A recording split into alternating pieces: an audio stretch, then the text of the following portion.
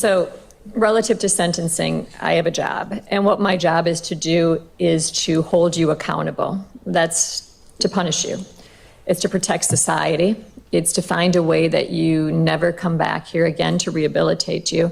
And it's to deter others from engaging in like behavior. At the point of sentencing, I have to look at different factors. I have to look at your past record. And I'll agree with the defense that the prior record on its face is not as egregious as many cases I see in my courtroom. Quite often you see a background filled with felonies and violence. But what I said was on its face. When you look at the record as it's worked through in the pre-sentence investigation, I'll agree with the state that there are some red flags that jump out at you that show a level of violence that maybe it may have been a precursor. You know, when you look at the original case mentioned from Milwaukee from March of 2010, it looks like it's an underage drinking party. And when the officers come in, they find a bunch of people hiding, and they indicate they're about to do a search.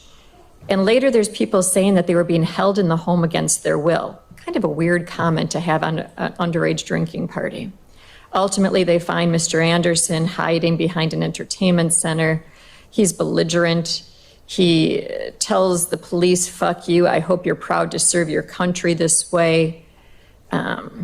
He's then very coarse, and his comments are obscene. He then urinates in a police vehicle and calls a female police officer a cunt. Inappropriate. Then we have the 2014 case that involves the mother, where officers are dispatched to a location. They enter the home, they see, they make contact with the mother. She indicates that her son was in the kitchen. Officers approach and the response is, "What are you gonna do, shoot me?" And he runs out the door. He then jumps into his mother's vehicle and apparently steals the mother's vehicle and drives off. The mother indicates that when she returned home from work, he was acting strange. He was sweating profusely. He argued, he punched a vase, he caused it to fall to the floor. She calls her ex-husband. He pushes the mother into a room and shuts the door. He prevents her from exiting. He then breaks the phone. He's continuing to scream and yell and throw things, at which point she calls the police. Ultimately, what we find is that he returns to the residence. He gets into a physical altercation with Mr. Foos. She's informed that he had crashed her vehicle into the deck at the rear of the residence and fled on foot. Ultimately, we find that the mother's fiance confronts Mr. Anderson, and he throws that person to the ground. He's able to get back in the house and to prevent Mr. Anderson from getting in. He suffered 3 to 4 broken ribs as a result of the altercation. Ultimately, they have to meet with Mr. Anderson at the hospital because it appears he suffered a broken collarbone.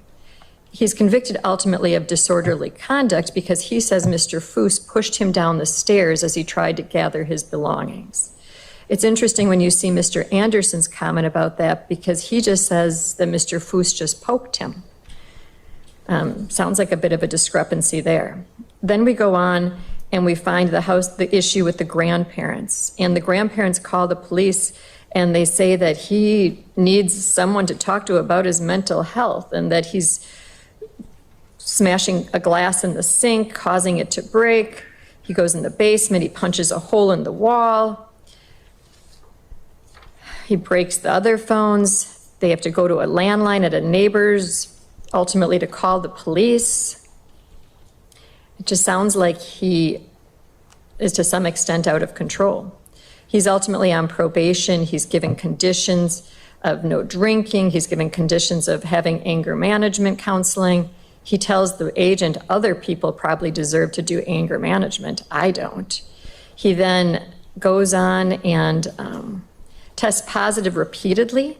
To look at his explanations are ridiculous. At one point, he claims that he accidentally grabbed someone else's Red Bull that had liquor in it. But going through the repeated indication, it sounds like Mr. Anderson's the guy that does what he wants, when he wants, and he follows his own rules, not the rules imposed on him. And that's a frightening thing. You know, I read through the defendant's version of what happened, and it starts off by indicating that he was skeptical to meet with the pre-sentence investigator because he did not receive a fair trial, and there's no reason to believe that this writer's report would be fair or impartial. You know, speaking about the trial, you know, there's a constitutional right to a trial. Every person charged with a crime has a constitutional right to a trial, and we do not in any way penalize anyone for going to trial. It's also a constitutional right to be represented by counsel. And Attorney Cotton did his job, which is just his job to represent Mr. Anderson. That's under our Constitution, the rights that exist. Now, you get credit for taking responsibility. You get credit for resolving a case early. You get credit for stepping forward and saying, what I did was wrong. Because usually this first step in rehabilitation is taking of responsibility. And we didn't have that here. That's why it's important to read what his version is. So you heard him say today that he didn't commit this crime. What he said about the offense was that they met for food and drinks and they proceeded to his apartment, and that's pretty much all there is to say, he said. He offered no other information as to what transpired that night. He later said that he regretted he did not walk Miss Robinson to her vehicle when she left his apartment, and he believed it was at that point she was abducted by an unknown assailant, quote, either from the alley or from my backyard, unquote. When asked how he accounted for his presence in the area where Miss Robinson's vehicle was set on fire, Mr. Anderson said that he was set up. He stated he was in the area to buy marijuana, and quote, and all it would have taken was for someone to know where I lived and where I'd be in the morning, unquote. He would not tell the writer when or how he made the arrangements to purchase the marijuana, and then instead stated, quote, I plead the fifth. He then went on to point to things that he claimed were egregious errors at the trial. He claimed that there was a video that showed the photos on the phone and that the state only played stills of the video. That wasn't the evidence at trial. Am I correct? Yes. He claims that the still photo that showed his hand grasping Miss Robinson's breast was part of a video, and it was only a still that was shown. Incorrect, correct? You're correct. Okay. He indicated that at trial it was flaunted, the difference in age. And when I read that, I was somewhat shocked because I didn't really find that that was pointed out at all during trial. I mean, it was mentioned how old she was, but other than that, I didn't think that that was in any way an issue, and it barely even made it into my notes. So my point is, I thought it was interesting how his view of reality seems different from what I find truly transpired.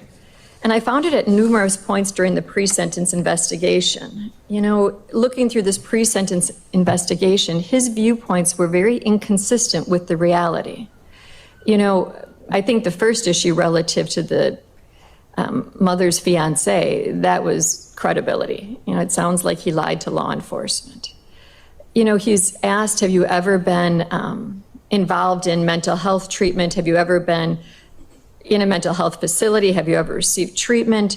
He responds in the negative, but then we have the mother indicating that he was in an outpatient at Rogers.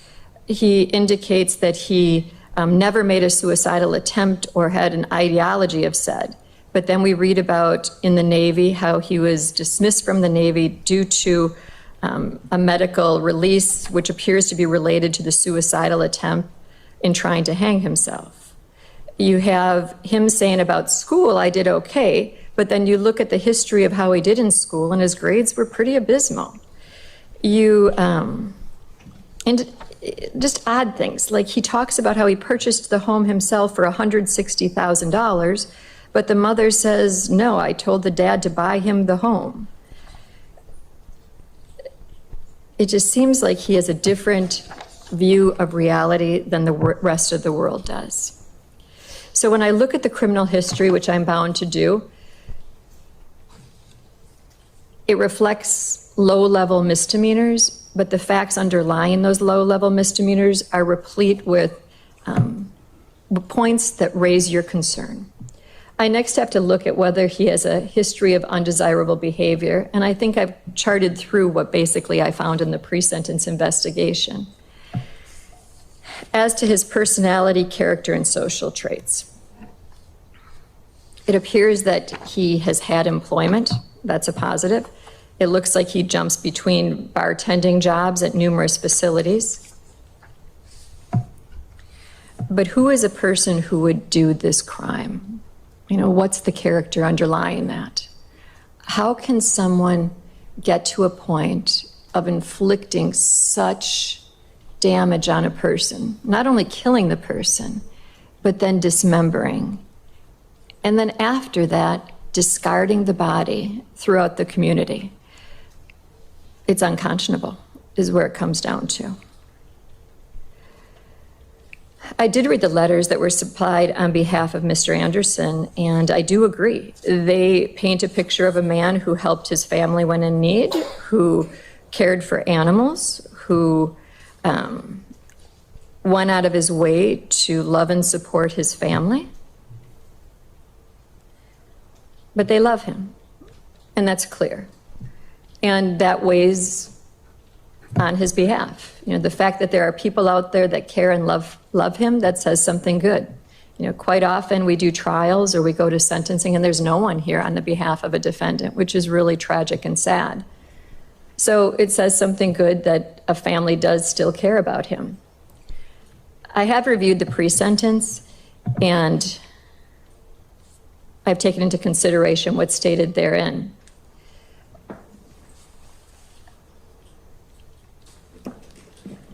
I have to look at whether you're remorseful, and I don't think you're remorseful in any way. I don't think that you have gotten to the point of taking any form of responsibility for what transpired. You know, the investigation that was conducted in this case, it was a dedication by numerous law enforcement officers to work tirelessly to put together the pieces to determine exactly what happened underlying this matter. You know, I do think that jury trials, they do re-victimize the victims. You know, it's hard to sit and watch a trial. It's hard to see the details. And it's hard, you know, not even to have known Miss Robinson, to wipe from my mind what you saw during that trial. And I didn't love her. I didn't know her, but you did. And that's a hard last thing to have in your minds. So I do understand how trials do re-victimize the victims. So when I look at the character of the defendant, I find the character wanting. When I look to the severity of the offense underlying this matter, I do sit in homicide court. And I can tell you on a daily basis, you don't understand why things happen. You know, almost every case, the victims come in and they want to know why. Why did it happen? Why did you have to do this? Why did you have to get to that point? And more often than not, there's no answer. We never know. It never makes sense. There's never do you walk away and say, oh, I understand why that transpired. It just doesn't happen. I can also tell you that, you know, I've read through all these letters and they talk about give us justice, right? Give us what's due. But I can't give you justice. There's no way you will walk out of here, no matter what I do today, and high five each other. There's no way you walk out of here and you say justice is served, because justice would be having Ms. Robinson back to you. Justice would be having her with you for the rest of your lives. And you never get that. To hear about her, she was an innocent victim. She was a girl that I would hope all young ladies strive to be. To hear about working 2 jobs to reach her goals, to be going on for schooling and further education, but then to hear about how much she was loved in the community by almost everyone that touched her. It was interesting to go through the letters because I got the letters that were from who I expected, the mother, the father, the sister, the loved ones. I also got a letter from the real estate agent that worked with Ms. Scarborough. I got a letter from citizens. And I can't tell you, I really debated whether or not I would share this, but there was a letter from a citizen that doesn't know Ms. Robinson, never met her.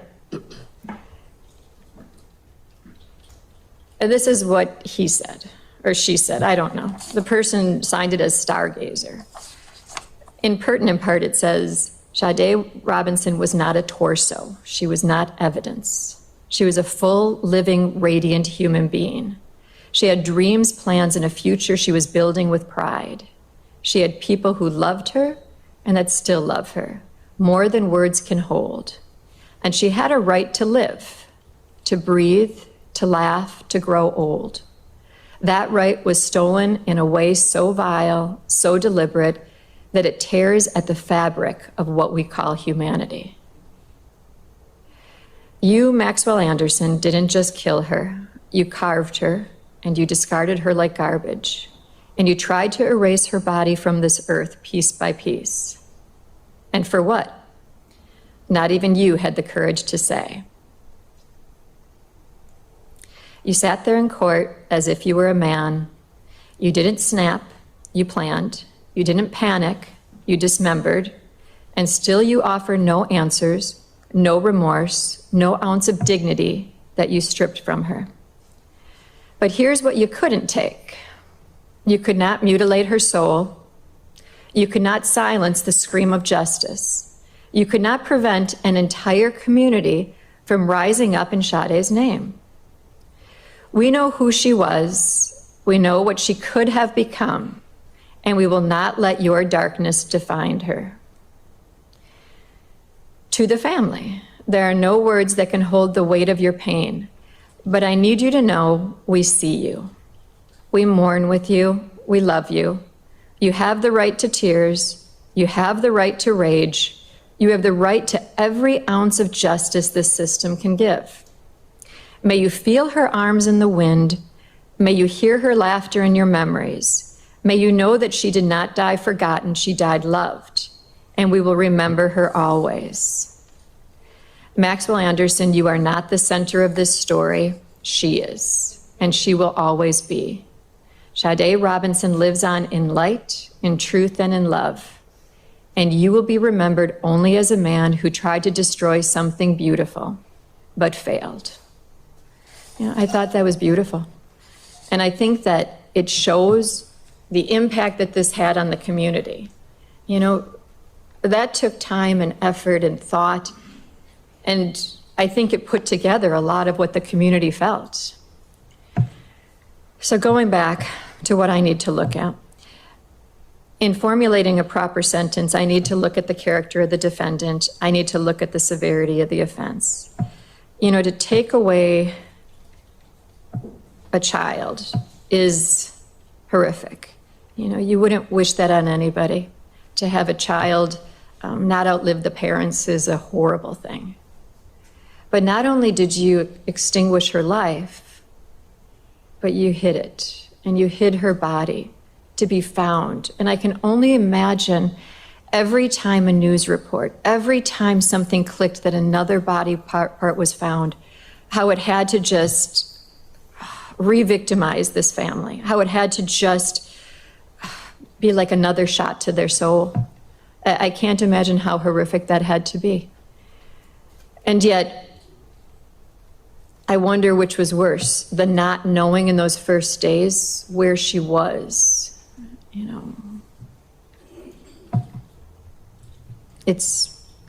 I can't even think of a word, horrific. It's beyond imaginable for a parent to think of not being able to know if your children are dead or alive, and then to learn that they were dismembered and disgraced to the extent that this poor girl, her body endured, is beyond understanding. So the severity of the offense, I'll agree. It's definitely at the top of some of the worst homicides I've seen in this court. Looking at the impact on the community, I read that letter because I thought it stated to a great extent what we're here about. You know, what my job is to do, it is to hold you accountable and to punish you. It is also to protect society. And that's about how do we figure out if at some point you're redeemable? How do we figure out if at some point you will change your mindset? You will get the therapy and education to be at a point where you will be safe to have in the community. Now, part of that goes into the fact that you don't take responsibility. You know, I listened to the evidence. I watched what was introduced during the course of the trial. There is no explanation that I've heard that's valid as to why you would be walking away from that burning car. You know, those photos were not of a girl in a video enjoying life. Those photos of you grasping the breast that was ultimately shaved from her body, with her face plastered into that, I don't recall if it was the ottoman of the couch, the way that her body was positioned, there's no explanation for that. I don't need to rehash the evidence. I've gone through all my notes from this trial, and I think that Attorney Vance Cruzan did a nice job of summarizing and in part the details. But there's no answer that you briefly provided in this pre-sentence that makes even a hint, that even resonates with a hint of truth. So how do we protect society from a man who clearly has had darkness in his past, who engaged in behavior that is, it's the facts that you see written in horror novels. That's what we have to determine. And you know, it isn't easy. I can tell you that when you think about, is there ever something redeemable in a person? You'd like to say at some point there is. And I can tell you that at the points in life where I've come to the conclusion that there isn't anything redeemable, you know, you do think about, I think it takes away a little piece of my soul. How come I couldn't find anything good? How come I can't find anything that I can say at some point you'll be a better person? So ultimately at sentencing, considering the seriousness of the offense, your character, and the needs of society. This is clearly not a probation case. Probation would unduly depreciate the seriousness of the offense and isn't even allowable under our law. You are sentenced to a term of life imprisonment, and that is what the penalty is for a jury of your peers ultimately coming back and convicting you on first-degree intentional. In this case, I didn't see a restitution request. We are asking for a restitution hearing, and we've pre-selected a date. Thank you. We'll be setting restitution off to be determined at a later date. Relative to this matter, I have considered the seriousness of the offense. I have weighed your character, and as I've indicated, I find it wanting. I've also reflected on the needs of society, and are you a good risk? And sadly, you're not. As to my sentence, relative to the nature of the offense, you are not eligible for challenge incarceration. You're clearly not eligible for any substance abuse programming. Restitution will be determined at a later date. You do need to submit a biological specimen to the state crime lab and pay the surcharge thereof. You do have the right to appeal, and if indigent, you have the right to the assistance of the public defender. What you need to understand is that a notice of intent to pursue post-conviction relief must be filed in the trial court within 20 days after sentencing for your rights to be preserved. You have been convicted of a felony, you may never possess a firearm. If you do, you're looking at 10 years of imprisonment, a $25,000 fine, or both. You may not possess body armor at any time in the future. If you do, you'll be subject to 15 years of imprisonment, a $50,000 fine, or both. You cannot vote in any election.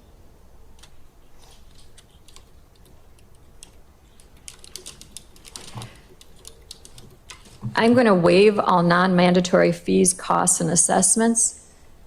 I'm ultimately going to want payment for restitution first and foremost. So we're going to determine that on a later date, but due to that, I'm not imposing any fine. The fees, costs, and assessments will be payable during your term of confinement at a rate to be determined by the DOC.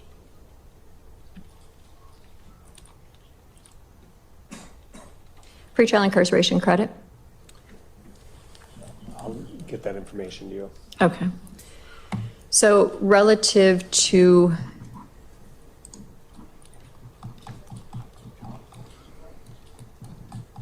one moment.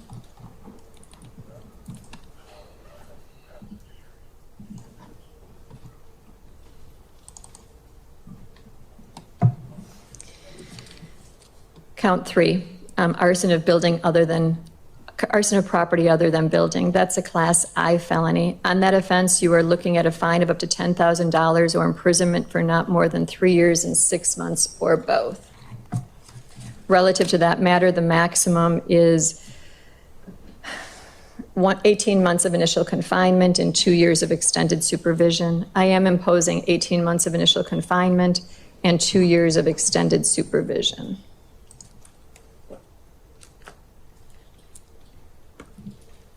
One moment.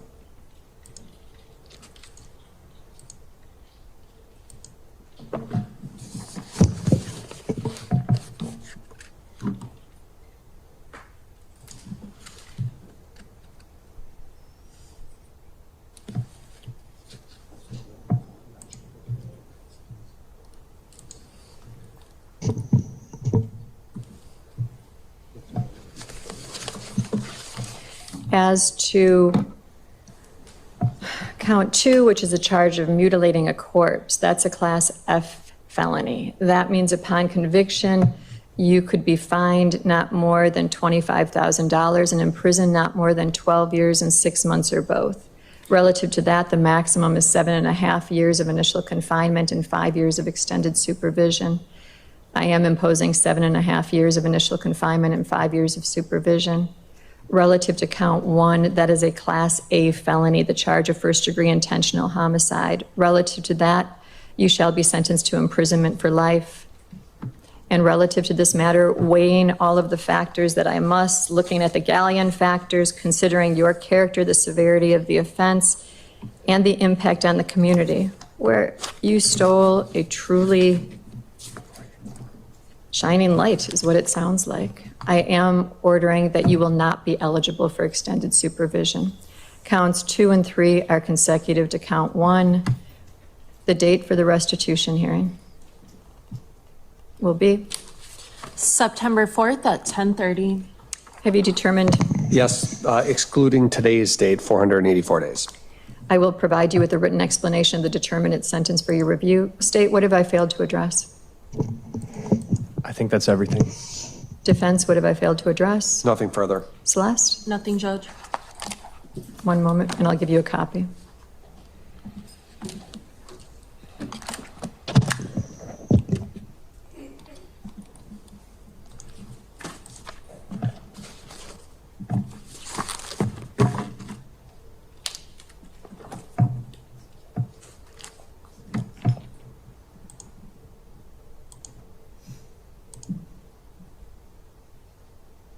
Is there a printer in the paper? Is there paper in the printer?